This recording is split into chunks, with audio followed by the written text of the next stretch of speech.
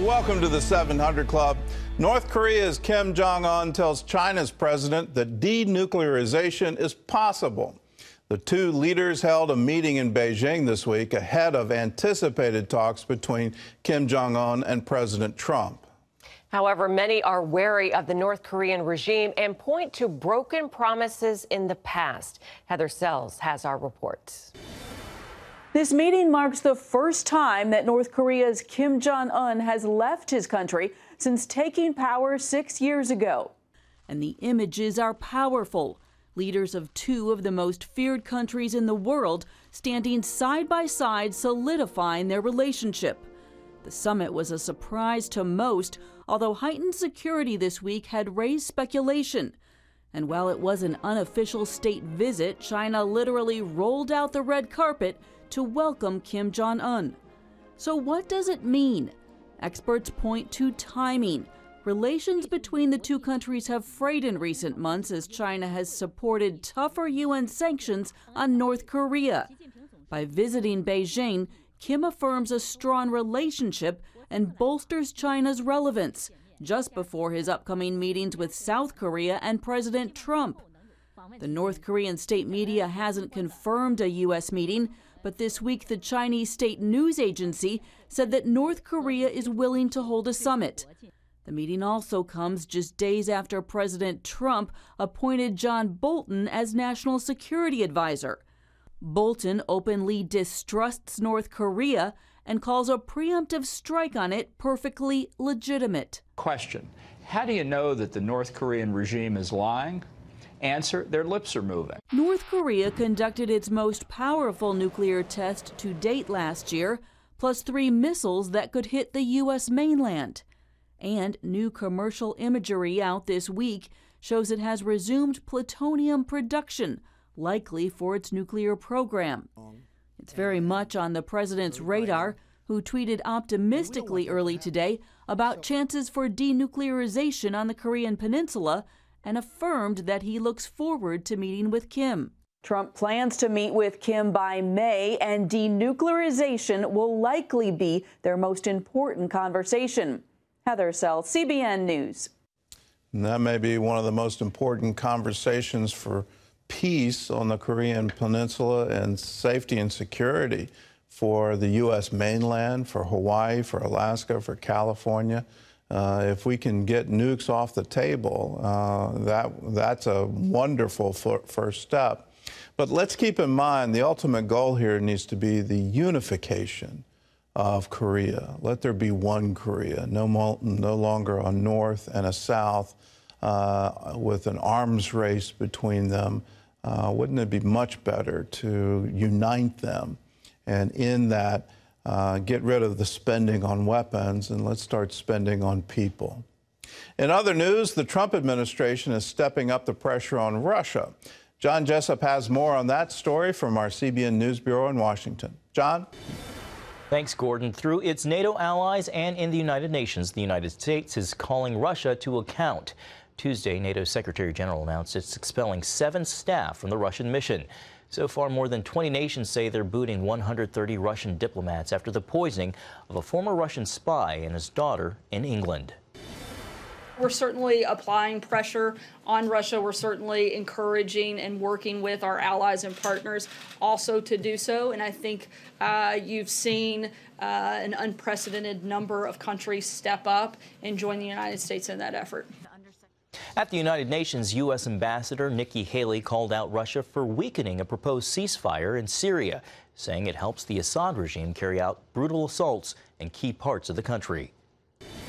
I would ask my Security Council colleagues to consider whether we are wrong when we point to Russian and Iranian forces working alongside Assad as being responsible for this slaughter.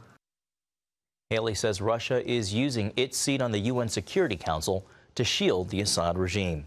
Well, Facebook CEO Mark Zuckerberg says he'll testify before Congress. Facebook has been under fire since revelations a data firm with ties to President Trump's 2016 election campaign accessed information from 50 million users without their knowledge. Now Google and Twitter are also feeling the heat. The Senate Judiciary Chairman has invited their CEOs to testify at a data privacy hearing set for April 10th here in Washington.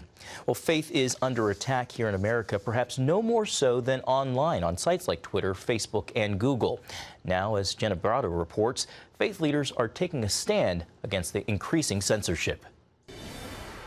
I'm 100% pro-life. A campaign ad banned by Twitter. I fought Planned Parenthood and we stopped the sale of baby body parts. Thank God. Representative Marsha Blackburn talking abortion and her pro-life views that Twitter deemed inflammatory. I stand for hundreds of millions of honest Americans. Just one example of a conservative voice silenced by Silicon Valley. The big tech companies, Google, which runs YouTube, you got Facebook, they're really holding themselves out as the virtual public square.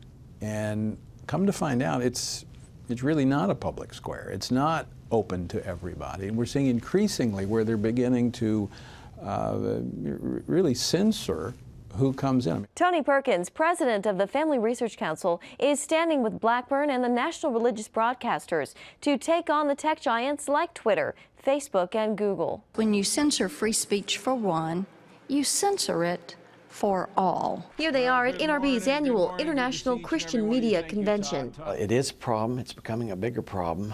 NRB President Jerry Johnson says this kind of censorship is everywhere. Facebook has, taken posts from Todd Starnes of Fox News off, Mike Huckabee, Alan West, Carol Swain, who's a PhD out of Vanderbilt. And so these are, political or religious messages they don't like. They just remove the post.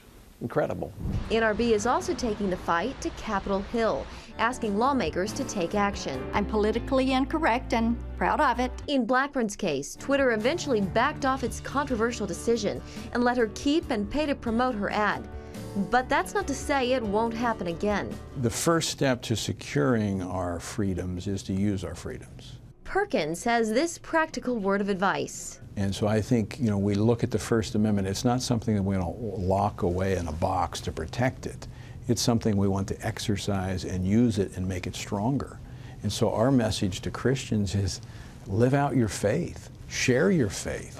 In Washington, Jenna Browder, CBN News. Thank you, Jenna.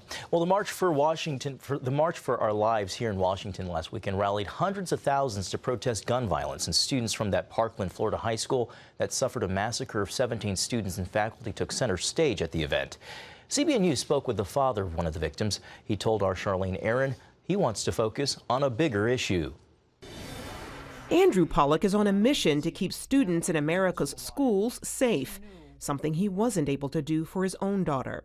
18-year-old Meadow Pollock was one of 17 people killed when a gunman opened fire at Marjorie Stoneman Douglas High School in Parkland, Florida. After being shot 4 times, Meadow still tried to protect another student. She covered the freshman, and this animal went down the hallway and shot my daughter another 5 times at point blank, and it went through her and killed the girl underneath her. During a televised listening session at the White House days after the shooting, Pollock spoke passionately about the need to protect schools. Should have been one school shooting, and we should have fixed it. And I'm pissed, because my daughter I'm not going to see again. Last weekend, students across America took to the streets, urging lawmakers to enact stricter gun laws. Pollock says while he's encouraged by this movement, he believes school security is more attainable at the moment. It's not a waste of time because they're kids, they're making noise, they're bringing awareness to schools. So I applaud them for that. But I think if they focused on school safety first and then got all the schools safe in the country and then focused on gun control, that would be something that's achievable right now. Pollock also told me his son was not allowed to speak during the March for Our Lives rally because his speech didn't focus on gun control. They denied him to speak with a couple of other boys, too, that had different agendas. They wanted to talk mostly about school safety. Pollock also pushed for newly passed gun laws in Florida, which include raising the age to purchase a firearm from 18 to 21, a ban on the sale or possession of bump stocks, and funding for armed school resource officers. Meanwhile, Pollock plans to build a playground honoring Meadow and the 16 others who lost their lives in the tragic school shooting. This weekend, he's holding an event called Ride for Meadow.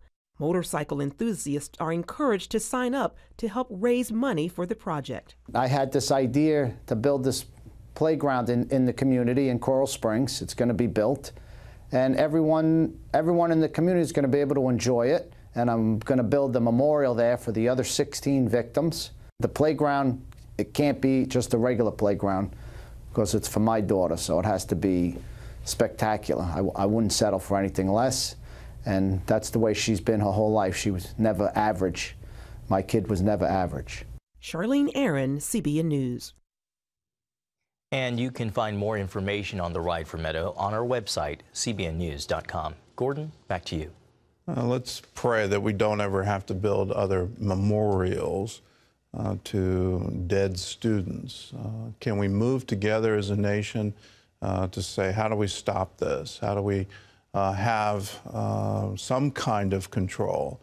I think, the Virginia Tech shooting should have enabled Congress to pass this kind of legislation.